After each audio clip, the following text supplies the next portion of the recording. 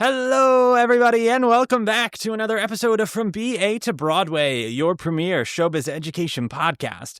You know who it is. It's me. It's Mr. Brennan, Stefanik, your host, and I am bringing you some general programming reminders. Folks, every Monday we are here with our main series, and every Friday we are here with our mini-series In the Spotlight. And wow, would you look at that? Today is indeed Friday. I could not do this alone. I could never do this alone. I, of course, am joined by our one and only musical theater historian, Mr. Daniel J. Solly. Danny, what is going on? Not too much. How are y'all doing today, folks? Leave a pause for them to answer. And then we go, Oh, oh my cool. God. Oh my God. Me too. We're not going to talk about this show today, but you know what show I've been listening to nonstop lately? I do. Nonstop.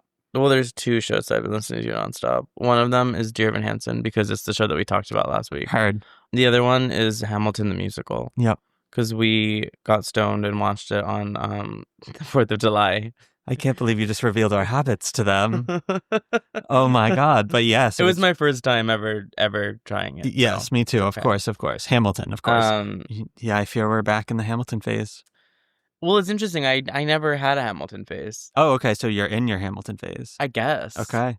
Like I was never I always liked Hamilton, but I was never like part of the, Yeah. Like I never knew Guns and Ships. I never knew the lyrics. Yes. I feel like that's how you can tell by someone who is like a Hamilton person and not a Hamilton person. Yeah. I'm like a casual Hamilton fan, but I'm not one of those people who like knew every word to every rap. Mm-hmm. Great shows. Great shows. Go listen to them. Great shows. I was just reminded of it. I feel like it came out, everyone was obsessed with it. It was the greatest thing in the world. Mhm. And then we got a little oversaturated with it. And then people like, it became cool to kind of hate on it a little bit. Yeah. Because it got a little basic.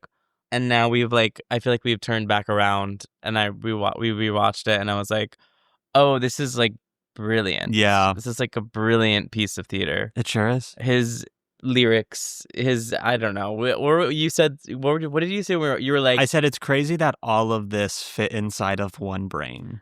yeah, it's like the scope of his imagination, like it's in creativity. And you know what? I said it. I think about the Tony performance, the Hamilton Tony performance, where it's just. I mean, I've never worked with him. I would love to work with him. Lynn, come to the podcast. Yes, please. It's just so clear. Like he demands excellence in his work in a way that I just don't think we see very often, unfortunately. No. And it's just so clear when you watch like his work, the people that he surrounds himself. Oh, it's just Yeah. chef's kiss. So good. So good. Very true. Maybe one day we'll talk about Hamilton, but that just feels like such a weighted episode. I would need to do some That would be a long summary. I would need to prep. Be a very long summary. There are certain things that you need to prep for in life. Yeah. One of them being the Hamilton episode. Well, if we're not talking about that, what are we talking about today? So you are going to be the expert today. Oh my God. You know what we're talking about today. I don't. The Lion King. Oh my God. You think I would be the expert. However, I have seen the show one time. I guess technically twice. You've only seen it once? I've seen it once on Broadway and I saw it once on tour. When we saw it together, that was your one time seeing my it? first time seeing The Lion King on Broadway. I thought that, I was like, oh, he just is bringing me to the office for the day. Nope. I mean, I was, that but is whether crazy. Yeah. Yep. Okay. Wow, so you can sell us like a plush, but you can't describe the show. Yeah. I mean, I can describe the show. There's a lot in it, though, that I'm just like, huh. Oh, I've heard that for the first time tonight, you know? Wow. Yeah. So The Lion King, we're obviously talking about The Lion King on Broadway, based off of the popular animated Disney movie. Of course. With music by Sir Elton John. Mm-hmm. Is he a sir? He is a sir. He is a Sir Elton Hercules John. Whoa! Did you know that? Do we think that's a God-given name? Sir Elton Hercules John, born Reginald Kenneth Dwight. That's incredible. I'm so sorry that I just revealed you in this way, Elton, but come on the podcast. I think that's an incredible choice. So he chose Hercules. Yeah, as he should. Wow. We're going to go, maybe we'll do an episode just on him. I've never seen Rocket Man, but... We should watch I haven't it. either. Okay. Maybe it's discussed, the Heard. name change. We have lyrics by Tim Rice. These two are just like, Disney royalty. Mm-hmm. And a book by Roger Allers and Irene Mecki. Interesting. Directed by Julie Taymor. Of course. Who was just like instrumental to the creation of the stage version of The Lion King. She put her hands in every single facet of this show. What do you mean by that? Like she I don't know to what extent, but she helped work on costume design, so she's credited in the costume design. Mm-hmm. Like she's credited with additional music and lyrics. She had input on literally everything, so I don't know to what extent, but her name is in pretty much every facet of the show. She must be the richest lady in the world. Yeah. And she was the costume designer. Obviously, she is the visionary who, I mean, at the time it was revolutionary. It was what she was doing. The Lion King. The Lion King. For those who don't know, Hamlet. Ever heard of Hamlet? Well, now you have. Very similar. It's a Hamlet, but they're all lions. Yes. So we have, main character Simba, father Mufasa. He's the king of the jungle, the king of Pride Rock. The Lion King. Is murdered by his brother Scar. Oh. Scar assumes the throne. Simba runs away, becomes best friends with a fast-talking meerkat and warthog named Timon and Pumbaa. He grows up with them in, out of the way. Scar is running amok of the lion herd. They're all starving. There's nothing to eat. He's in bed with the cheetahs or the lionesses. Are they cheetahs? No. What are they? They're lionesses. They're lions. No. Oh, you mean the hyenas? The hyenas. He's not in bed with the hyenas. He's in bed with the hyenas. Oh, listen, he probably, I don't know. Nala is Simba's girlfriend who finds him in the woods, brings him back. Simba avenges his father, kills Scar, and becomes king of the jungle once more. If you didn't know Lion King, you probably still don't really know what it's about. Look it up. Watch the Disney animated short. I don't know what to tell it's a classic for a reason.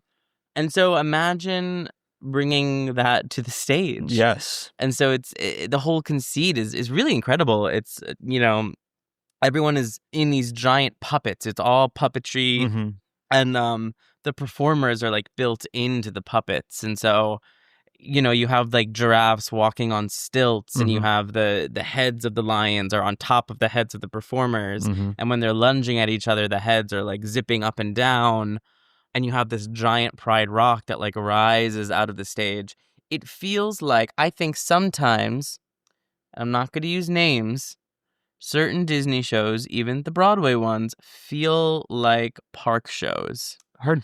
Where the Lion King feels like art. Yes. Like it feels like theater. It feels artistic. It is theater. It is artistic. And it's like, yes, you adapted this Disney story to fit into the theatrical medium of Broadway. 100%. As opposed to sometimes you see certain Disney shows and you're like, yes, you put animated characters on the stage so that little kids will yell and scream and jump in their seats. Yes, you wanted more money. Yes. Yeah. Lion King, I mean, I'm not going to call it uncommercial. It's made over $1 billion in its run. But it doesn't feel like necessarily a cash grab when you're watching the actual show. Yes. In the way that sometimes you see other Disney shows and they feel like a little bit of a cash grab and you're like, okay. Totally. You really kind of shackled the creatives when making this and you were like, put movie on stage. I mean, I think that's also why it's the most successful. I mean, yeah, it's one of the longest running shows on Broadway. They try it with so many of their shows. And I would argue the most creative one and the most inventive one is the one that's lasted the longest. Totally. It's the third longest running Broadway show in history. Yep. And it is the highest grossing Broadway production of all time and has made over $1.9 billion. Billion. It's the world's #1 musical, according to all of the promotional material. Billion. Yeah. And Also, iconically, Julie Taymor was the first woman to win Best Direction of a Musical. Wow. It's a great musical. It's a really great show. It's beautiful. All of the music, I mean, that was added is also really good. But all of the music originally, they're bops. They're bops, you know? They are for a reason. There's a bop, and we all know The Circle of Life, and I gotta say, it really hits you. When when the show starts, and what's the character's name? Rafiki. Rafiki is standing up on that rock singing, and all of the puppets are coming in through the wings, and they're coming down through the aisles. Yep. And you just get the chills. Yeah.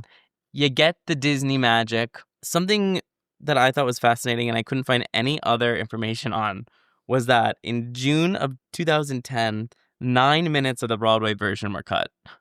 Interesting. They cut out a song called The Morning Report entirely. They did cut out The Morning Report. And I remember it. I saw The Lion King. I was probably like 7 or 8 at the time.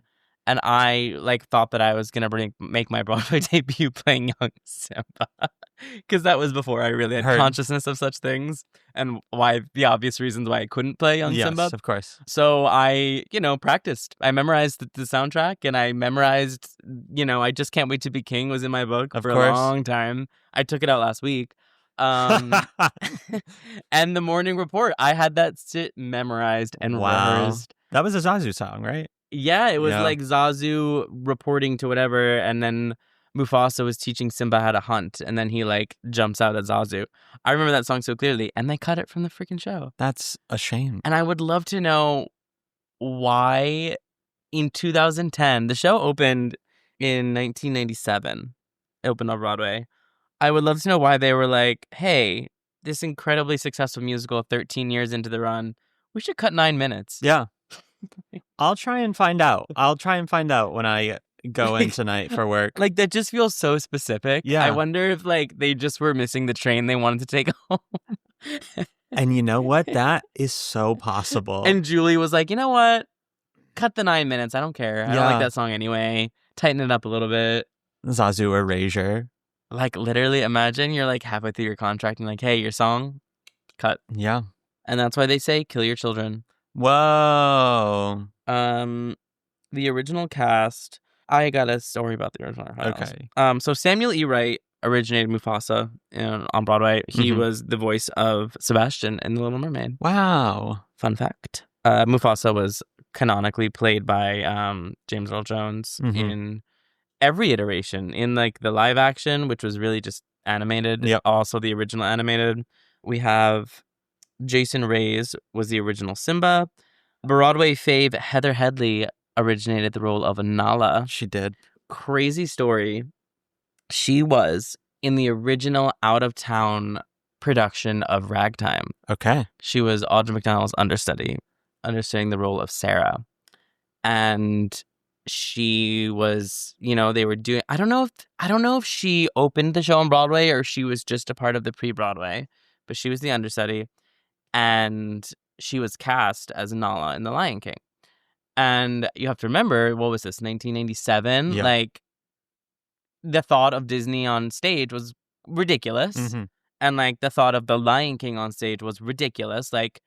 At that time, if you have no frame of reference for how successful it would be, you're am I going to be in a park costume? What is this going to look like? And so she was really struggling. Because she was I'm understudying this huge role in this incredible production, but I was just offered the lead in this huge Disney revival. And she said that it started a war. The producers were going back and forth. All the producers of Ragtime were we need you here. The producers of Ragtime were telling the cast, tell Heather to stay, tell Heather to stay. Crazy. She was approached on the street by a producer of Ragtime who rolled his car window down and was stay in Ragtime. Crazy. She said it was the craziest thing in her life. And in the middle of intermission one time, Marin Mazzie, the late great Marin Mazzie, who was starring in Ragtime, called Heather to her dressing room and said, here's the deal. I'm supposed to tell you to stay in Ragtime. So on the record, I told you to stay in Ragtime, but you need to leave right now. You are being offered a lead, and it doesn't matter if it flops. It doesn't matter if it's terrible. You need to go take your lead on Broadway and leave this show immediately. And Heather was Marin Mazzie told me to leave. I'm gonna leave. And that is why she took the role of Nala. Heard. Crazy. It is a crazy story. Just like imagine being so in demand that everyone's like starting a bidding war with you. Yeah, 100%. And they were like, the second Audra leaves, the part is yours. Like, just stay in the show and just like wait for your time to shine. And Marin was like, don't listen to them. Yeah. Don't listen to them. You don't know that's true. You know, like that is not fact. For sure. You were being offered a lead. No one gets offered leads on Broadway. Take your lead and do not turn down a lead. Mm-hmm. And it worked out for her. Heard. Because, you know, she originated Nala in the most successful Broadway musical of all time. It seems to still be kicking. And you know who was also in the original cast? Tell me. Was Kevin Cahoon, Tony nominee from Shucked.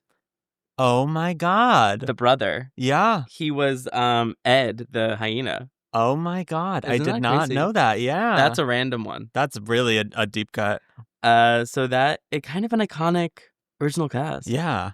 And they were nominated for like 11, 12 Tony Awards. They won Best Musical. Danya Tamor won Best Director for The Outsiders. Yeah. Niece of Julie Taymor. Oh, wow. Yeah. They won Best Choreography, Best Scenic Design, Best Costume. All the design elements won everything. Yeah. And it's still kicking. It's still kicking. It's still kicking to this day. Yeah. What insight can you give us on The Lion King on Broadway? And the inside operation? It's not going away anytime soon. You know? know? I thought you were about to say it's not going well. No. It's a really fun place to work, I will say. And the community is just so in love with what they do, you know, that it is just really, it's really awesome. And like, they're all just such good people. By community, I mean, do you mean cast? Disney adults? No, not really. I mean, the thing about the show is it is so cultural that it offers opportunities to so many more people than most shows do. And like, that's true. There's so many like African languages that are used in the show that are spoken by the actors themselves already or learned for this show. So there's just people from all sorts of backgrounds. Even the band, like the instruments that are used in the orchestra are like, you're not going to get another job on Broadway playing the instruments that they're playing in the Lion King. That is true. You know, like that is the one place where they can be employed on Broadway in New York City. 100%. And I mean, all of the puppetry to this day is still, it's really gorgeous. And I mean, I can only imagine the maintenance that they have to do. You know, I don't know if there's a warehouse with a million hyenas just sitting there or what, but imagining just like a million actor hyenas just sitting there waiting to get called on. Totally. I mean, it also maintenance on the costumes, but also maintenance on their bodies. Oh my God, yeah. Like I was watching that and I was like, every single person on this stage must have thighs of absolute fucking steel. That I'll tell you, the PT list is always full to the brim. It's probably insane. And I mean, I would imagine the injuries are insane too. I mean, people tend to go out and in a lot, you know. There are, I will say, our ensemble members, you are always seeing new people every couple of months.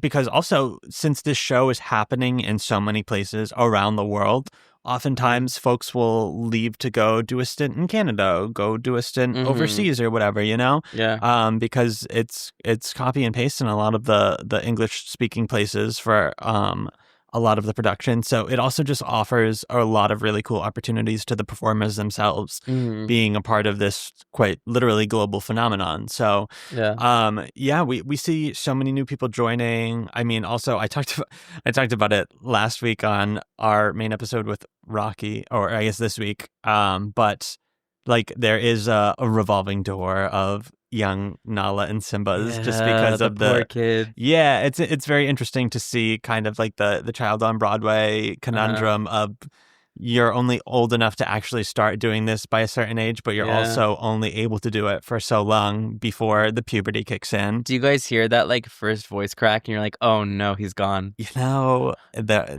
sometimes you kind of tune out for a couple weeks and then you hear something and you're like, oh man, sorry kiddo. Your time is numbered, kid. It is. But it's also, I mean, it's almost more iconic for that because it employs so many child actors. Totally. Which is cool. Yeah. It's like a cool thing to see. Again, like I was like 7 when I saw it on Broadway.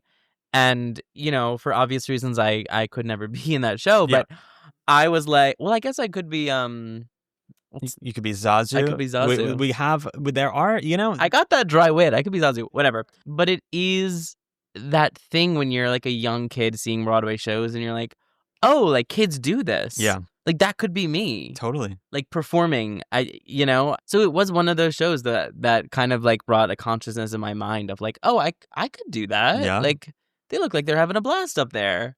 And I like remember so clearly like the Simba's entrance. He comes in on like a vine or whatever, and I was like, I want to do that. I want to do that so bad.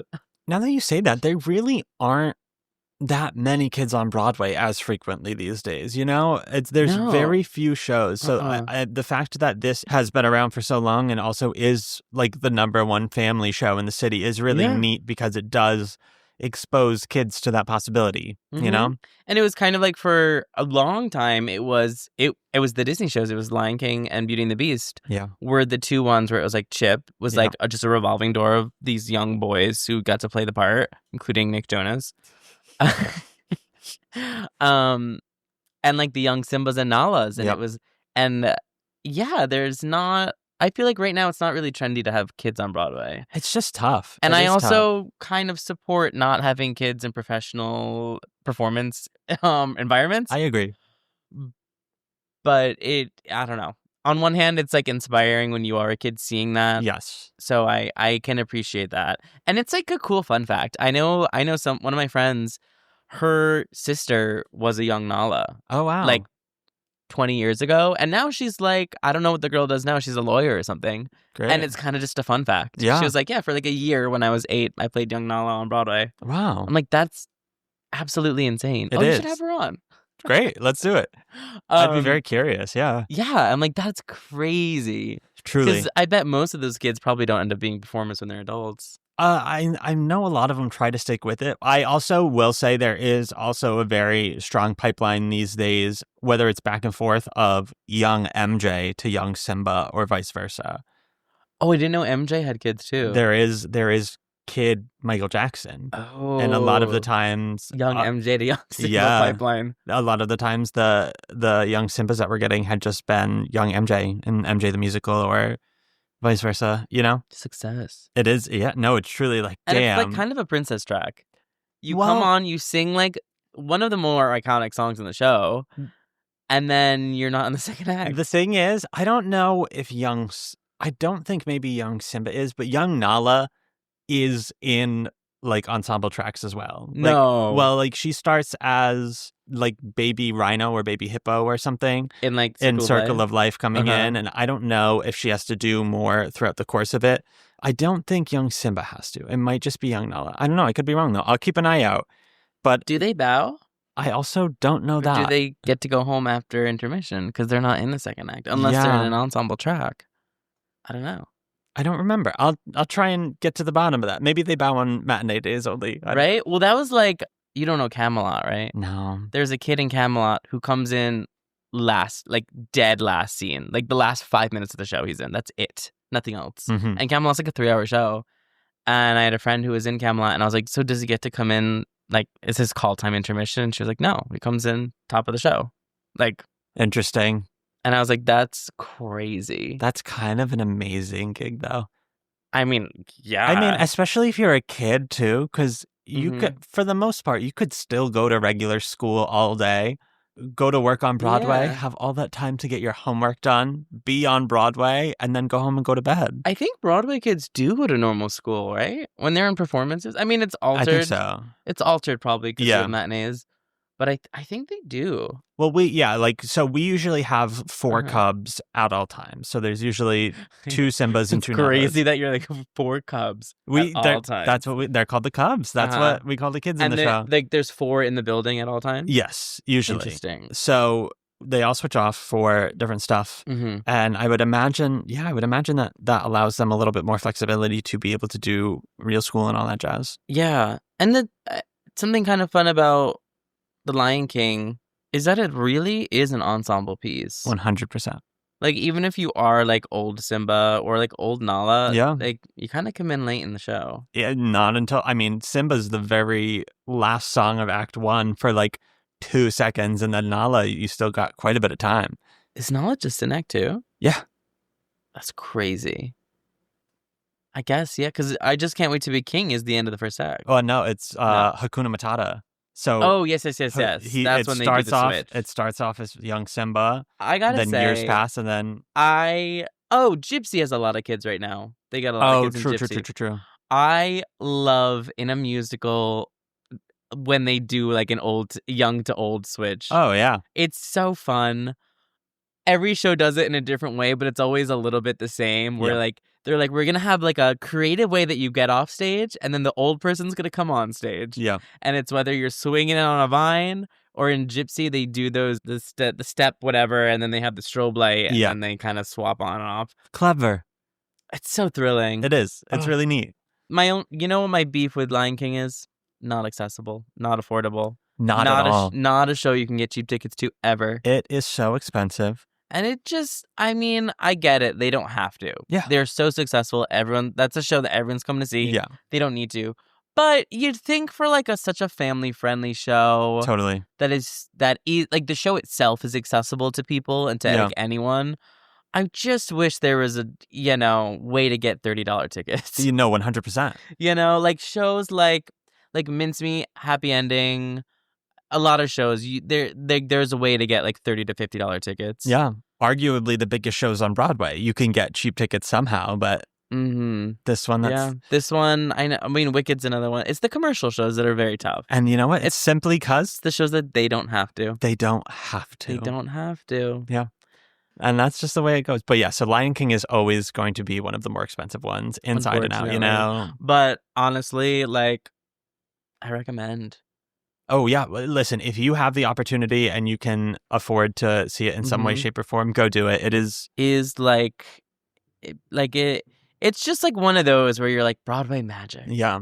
And I forget I'm going to look up the date right now, but we don't usually have like stunt casting or anything. And this I wouldn't call stunt casting. Because again, they don't need to. Yeah. But for a fun little surprise, we actually have Gavin Lee coming in to take over for Scar. Let's see, it just says beginning in July. I don't know what the exact date is. So sometime soon, Gavin Lee will be taking the stage in the role of Scar for the foreseeable future, which is actually really neat. And that's on Recession Indicators. That maybe, And I'm happy he's getting his bag. 100%. King, get that Disney money. I mean, kind of Disney Broadway royalty, Why? What else has he been in? He was Bert in Mary Poppins. Was he the original Bert? I don't know if he was the original, but he has definitely done it. I think Gavin Creel was the original Bert. Gavin Creel? Yeah. You didn't know that he was Bert in Mary Poppins? I feel like when Mary Poppins came out, he had to be a child. Gavin Creel? Yeah. Like the Gavin Creel? Yeah. No, he was been around. No, Gavin Lee. Okay, Gavin Lee was the original. Okay, that's what I thought. Gavin Lee was the original West End, Broadway, national tour. He did it a long time. And then he was just Lumiere in the UK production that was touring of Beauty and the Beast. Gavin Creel did it on the West End, though. Oh, wow. Okay. Yeah. Heard. But yeah, I mean, Disney Broadway royalty, he's coming in, he's doing this, I don't know for how long, I don't know if it is going to be limited, but that's a fun new little addition that we don't really get to do too often at that show. Yeah, they really don't. No. But once again, they don't need to. It was kind of thrilling when we saw it. It was It was the 27th anniversary. It was like an odd number. Anniversary, yeah. And they had one of the original young Nalas come back and just, I don't know, say hi to everyone. She gave a speech, yeah. She gave a speech. Which was kind of cool. Yeah. I was like, you are an adult. That's how long this show's been running. Truly. Yeah. And there are members of our company that have been there for 20 plus years. I think there was one ensemble member that's original cast. Yes. Which is insane. Crazy. But I get it. I think I would be like that. Listen, probably make a bank. In college, we would call those jobs government jobs. So like your Lion King, Wicked, the artist formerly known as Phantom of the Opera, just like that job. You never get job security in this business except if you get specifically the chorus contract of Wicked or Lion King or Mormon, one of those. And so people don't leave. People don't leave for a long, long time. It's true. This is the best person on this planet. His name is James. He plays Bonsai. the hyena. He has been there, I think, at least 20 years, if not a little bit more. But like, we were like, James, how have you done this for so long? And he, I mean, first of all, he loves it. He absolutely loves to do it. And he is the most optimistic person I've ever met. But he was saying, he was like, it changes so often with the cast and the audiences that it really does still feel new. Like there's always ways to find new things and do new things. And like, also, you're just working with such a great group of people that, Also the logistics. Like my professor in college, one of his good friends, I don't know if he still is, but he was Pumbaa for like 10, 15 years. Yeah, wow. And it was like, well, yeah, he's like got a wife and 3 kids. And so he needs a paycheck. And he's creative during the day. He does a lot of like TV roles and commercials. And that's where he kind of does like new creative things. And then he goes to his office job, clocks in, does his job and clocks out. Yeah. So I don't know. I think it's like, yeah, we love to be like artists and we love to do new things and new works and work on new shows. But it's also, a lot of people have mortgage and rent to pay. That's exactly right. And, making a minimum of $4,000 a week for 3 hours a day of work is quite nice. Yeah, 100%. Not that it's not work. Oh, my God. Not to minimize the work. Yeah, but 100%. You know what I mean? Like, yeah. I'm not going to sit here and pretend like you're not making 6 figures if you're at a Broadway contract. Because you are. So that's, I don't know where, we've lost the plot. We have lost the plot a little bit, but... I would love, like, imagine if Heather Headley came back. She won't, but imagine if she did. Yeah. Even just as a Sarabi track, just real quick. Who's Sarabi? Simba's mom. Oh. She doesn't really do much in the show. No. What if she came back as Rafiki? I just want her to come back. Okay. Come back to New York, Queen. We just miss you. You just want her to come visit. I love Heather Headley. I mean, she's making her money on TV right now, but come back, Queen. 100%. We miss you. She'd be a great, she should do Gypsy. Oh. Maybe. Yeah. If it's around long enough, maybe. I don't know. I guess we'll see what happens with that. I think that revival is open-ended right now. Heard. It'll probably close when Audra leaves. Gypsy famously does not have replacement cast. Understood. I think the only time that Gypsy has ever had a replacement cast was the 1988 revival when... God, I hate myself. I was like, I can't believe he is pulling this out of his brain right now. Tyne Daly, that was Tyne Daly's revival. She won the Tony for it. She left and Linda Lavin replaced. And Linda Lavin is the only actress who has ever full-time replaced the character of Mama Rose in a Broadway production of Gypsy. Interesting. Because, you star cast the show and the show usually closes when the star is done with their contract. But not with The Lion King. No. Have we had famous people in The Lion King? Or it's not one that they ever started? Probably. I mean, people have become stars afterwards. Like Adam Jacobs was a Simba for so long. Was he? Yeah. That's the one thing I wish that this Wikipedia page told me. Was casting stuff? It doesn't really have a list of notable people who have been in it. It's just been around for so long. Which I was surprised by. I would enjoy being in this show someday. Although, the original Rafiki in the national tour, Freddie Walker Brown, OG Joanne and Rent. Oh my God. Mm-hmm. Wow. So like you get little chestnuts like that in the cast where you're like, oh my God, like you did this. Incredible. So it's cool. Yeah. And what I also love is that they name every tour after an animal. Yes. So the first tour was the Gazelle tour. Mm-hmm. The second tour was the Cheetah tour. The third tour is the Rafiki tour. We have the Rafiki tour going on right now. Yeah. Is that out right now? It is. Yeah. Yeah. Great show. Great show. Honestly, look, if you can afford it, because not a lot of people can, including us, I highly recommend. Yeah. It's so fun. It's It so is. fun. It's so Broadway. It's like, this is the one where you're kind of like, oh, like you have a tourist, you have like an out-of-towner who like wants to experience Broadway and you don't want to bring them to like something weird. Yeah. You're like, yeah, bring them to the Lion King. 100%. Do it. Just do it. It's so fun. I will say it is so many people's first Broadway show. We get, it's like, I can't even tell you, hundreds upon hundreds of people a week that it is their, probably maybe even thousands, where it is their first Broadway show. So, which is so special. It is. Mine wasn't Lion King was early on for me, but it wasn't like, I think Beauty and the Beast was mine, actually. Interesting. So kind of the same. What was yours? Shrek. I love it. Me too. I love that. And I didn't even know it at the time. What? That I was seeing a Broadway show. You didn't even know? No. What did you think? You're just seeing a show? Well, we had just come to New York on a trip. It was just me and my parents. We never had done it before. We had done like a day trip or whatnot, but like, I don't know. This was still such a foreign place to me that I was just going with the flow. Big theater show. And we showed up to see Shrek. I said, I don't really know what you mean by this. And then we saw it and I was like, wow, that was a blast. And then years and years and years go by. And then I come into the theater world. I learn about Shrek the Musical and I go, wait a second. And I run to my little dresser full of knickknacks and memories. And I pull out a little button that says I Heart Duloc that we got for donating $5 to Broadway Cares. Oh my God. Even when you didn't know it was Broadway, you were a little activist for the Broadway community. Of course. Oh, I love it. So yeah, it was pretty crazy. Wow. Yeah. You never forget your first. No. And I never will. No. Okay. All right. Let's wrap this up. We're done. This is the circle of life. Yeah. My friend who unfortunately lost his dad went and saw it I think a couple months after his dad passed. Rough. And he was like, I just, I didn't see it because I lost my dad, but like I had always wanted to see Lion King on Broadway, so I went and saw it.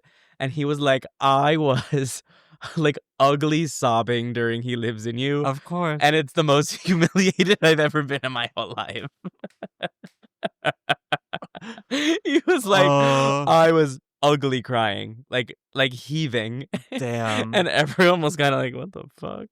Wow. God bless. So beware. Yes. You might heave. You might. I'm sure I cried at some point. Ooh, that's a beautiful song. It is. And it's a beautiful show. Yeah. So go see it. Go and bring us. And very briefly, are we putting songs from this in your book? Probably not, unless you're a kid and you want to put Just Can't Wait to Be King. Yeah, I think if you're a kid, you can. Otherwise, maybe be prepared if you're a deep the two, baritone. I had 2 songs from this in my book when I was 8. Which were? I Just Can't Wait to Be King and Can You Feel the Love Tonight? That's fascinating. I was a very specific child. Yes. Wow. Yeah. Yeah, I would say the only 2 songs are Just Can't Wait to Be King, and I would say Be Prepared, I think is a very common, I'm a deep baritone villain actor kind of song. Yeah. Probably. Yeah. Yeah. Other than that, not too much. Yeah, I wouldn't really. Yeah. Whatever. I don't know. If you can really shake the dust off the rafters with your rendition of Circle of Life, and you're doing it correctly and respectfully, I wouldn't say no. It seems like it would be a complicated one, but go for it. That's why I'm saying, maybe one person can do it. But, I wouldn't say no. I want to hear you do it. Interesting. Send us those tapes. Anywho, folks, if there is a certain show you want to hear us talk about, you can let us know by finding us over on the Patreon. That is patreon.com/BA to Broadway. All of our principal tier Patreon members get to choose the shows that we talk about. And I'm also opening this up to non-Patreon members too. If you want to comment shows to give me some ideas. Oh my God. Yeah. Let me know. I think we got to just make a list of everything and just put them in a fishbowl at this point. Probably. Well, it's also it's not to get into not to peel back the curtain, everyone. Yeah. I mean, it's also that thing of sometimes I prepare, and so I can kind of it's more open when I give myself time to prepare because I can pick any show and just read up on it. And then there are days when you're like, "Do you want to record today?" I'm like, "Sure." And I'm like, "What show do I know? In the back of my head that I can just talk on." Yeah. And now that we're 52 episodes in, it's getting harder to pick shows that I just know. Totally. That I can just I can talk for 30 minutes about this random show. Yeah. But give me suggestions, everyone. Absolutely. Let us know. And also, there's a bunch of other fun bonus content on the Patreon, so go check us out over there. There might even be some fun new things that I might be starting to develop, so go check that out. Well, I won't say until it's absolutely final, but you're gonna. I think a very specific audience will be interested in it. So get on over on the Patreon, get first access to all of these ideas and all this kind of stuff. As always, you can find us on most social media platforms at BA to Broadway. You can find me at Brennan Stefanik, and you can also find me Sundays at 9 p.m. on HBO's The Gilded Age. Oh, that's true. Things are heating up. Oh, we didn't even tell them about Jurassic Park. Oh, We've been watching Jurassic Park. yes. You can find me at DSmalls. And until next week, folks. Bye. From BA to Broadway is created, produced, and edited by Brennan Stefanik, music by Dylan Kaufman, and cover art by Jordan Vongsithi.